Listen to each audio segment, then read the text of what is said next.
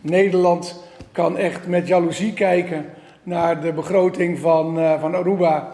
Dus Aruba is goed bezig.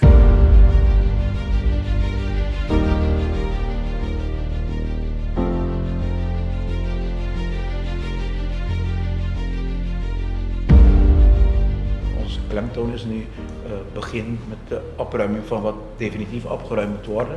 En open de markt voor partijen die geïnteresseerd zijn om daarop in te spelen en Aruba een nieuwe kans te bieden voor diversificatie van onze economie. Dus bedankt daarvoor.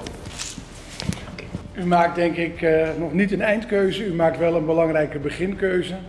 En die beginkeuze is kijken naar de toekomst en kijken hoe Aruba, het raffinaderijgebied en San Nicolas daarmee beter kan worden, sterker kan worden. En dat dat een hele belangrijke is. U heeft gelijk, de raffinaderij heeft in de geschiedenis van Europa een hele belangrijke rol gespeeld.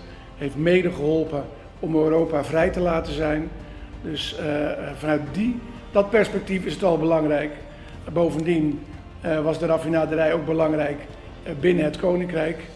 En waar wij aan moeten werken de komende jaren is hoe wij met de 4 landen, en dus ook Aruba en Nederland, het Koninkrijk sterker kunnen maken op allerlei manieren. En hoe we ervoor kunnen zorgen dat onze economieën gaan bloeien. Of beter nog gaan bloeien, want laat ik dat ook even gezegd hebben waar de pers bij is.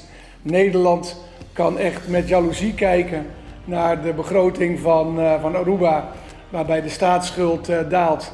Er sprake is van een overschot ieder jaar waar de meeste landen in de wereld, laat staan in het Koninkrijk, van kunnen dromen. Dus Aruba is goed bezig en laten we gewoon samen daarin blijven optrekken. Hartstikke dank je.